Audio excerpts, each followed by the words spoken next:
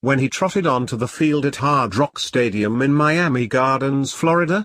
This past Sunday, San Francisco 49ers quarterback Colin Kaepernick was met with a chorus of boos, which continued throughout the game, until the boos were replaced with cheers, when Miami Dolphins linebacker Kiko Alonso flattened Kaepernick on the last play of the game, sealing the Dolphins' 31-24 victory. "Usually, I just try to play my game. But I did try to hit him," Alonso explained to Armando Salguero, a reporter with the Miami Herald.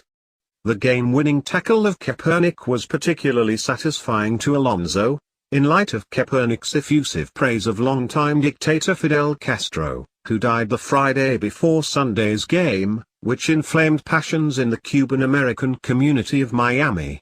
Alonso's father escaped from Castro's Cuba, as did the family of Salguero, the Herald reporter.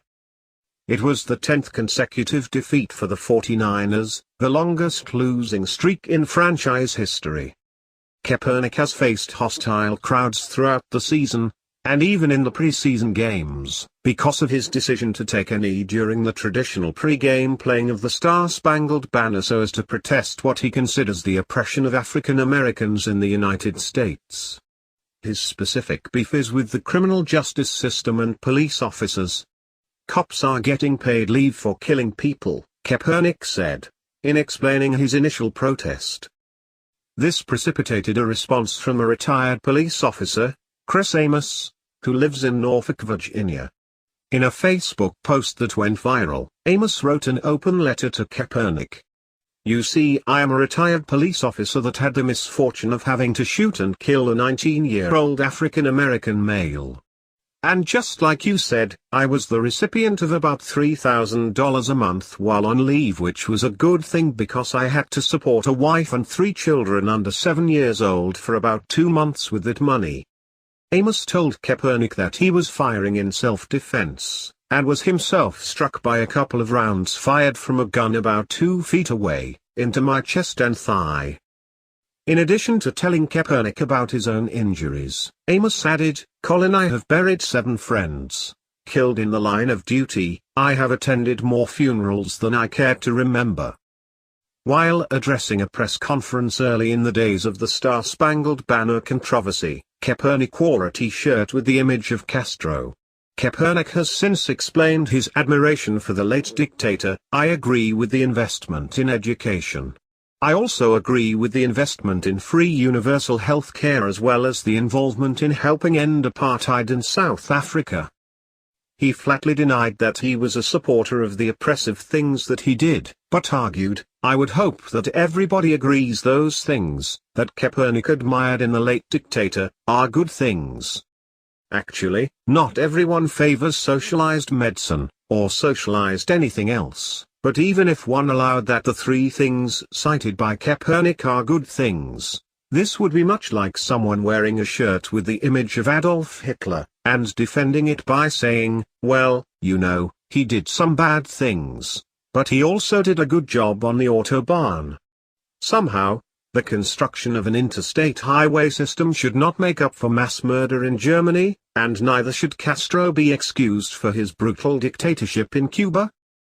Interestingly, Black Lives Matter, BLM, an organization that shares Kaepernick's belief that Black Americans are systematically oppressed by the police, also shares his admiration for Castro's legacy in Cuba. BLM posted a tribute to Castro shortly after his death, saying his demise had left them with an overwhelming sense of loss. Why does BLM like Castro so much? They explained, revolution is rooted in the recognition that there are certain fundamentals to which every being has a right, just by virtue of one's birth: healthy food, clean water, decent housing, safe communities, quality healthcare, mental health services, free and quality education, community spaces, art, democratic engagement, regular vacations, sports, and places for spiritual expression are not questions of resources, but questions of political will. This is hot Marxist rhetoric. If these things are rights, then someone else must be made to pay for them, whether that someone wishes to or not. In other words, one person must reduce his standard of living for another person. Of course, to Kaepernick, all that is required is just a reordering of governmental spending priorities. Kaepernick praised Castro for investing in Cuba's education system, contrasting that with America's investment in prisons. This sounds much like 19th-century public school advocate Horace Mann, who maintained that if we just had more public schools, we would have fewer crimes. Certainly, Castro had plenty of prisons, housing thousands of political prisoners during his long dictatorship. Armando Valles spent 22 years in Castro's prisons. In his book, Against All Hope, Valles spoke of the prison food, watery soup, laced with intestines filled with feces. Surely not even Colin Kaepernick would prefer prison in Castro's Cuba over prison in the United States. Many Cubans did not remain in prison for long, but were instead summarily executed. During the 1960s, the Castro regime even extracted blood from political prisoners before executing them. But at least he invested in education, which was often just indoctrination into communism. It is not surprising that the Cuban community in Miami broke into spontaneous celebrations when the news broke of Fidel Castro's death. So, when Castro admirer Colin Kaepernick came to town on Sunday to play a professional football game, the stands were filled with some of those same folks who knew of the brutal dictatorship of Castro, some by personal experience, and knew of Kaepernick's high opinion of the bearded totalitarian. That was why it was so satisfying for many in the stands that the game-winning tackle of Kaepernick was administered by Kiko Alonso, the son of a Cuban immigrant. Meeting after the game with his father, Carlos, and Herald reporter Armando Salguero, Kiko told the two men, "You two saw what happened in Cuba firsthand. I didn't.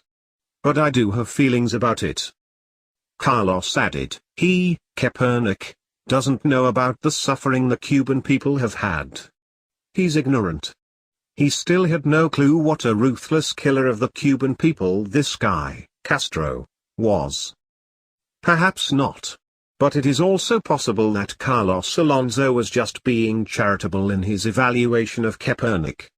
It is also possible that Kaepernick does know all about Castro's brutal tyranny, and figures it is all worth it, in order to get schools and healthcare. After all, some defenders of the Soviet dictatorship said, "You can't make an omelette without breaking some eggs." But American Samoa 1984 author George Orwell responded, "Where's the omelette?"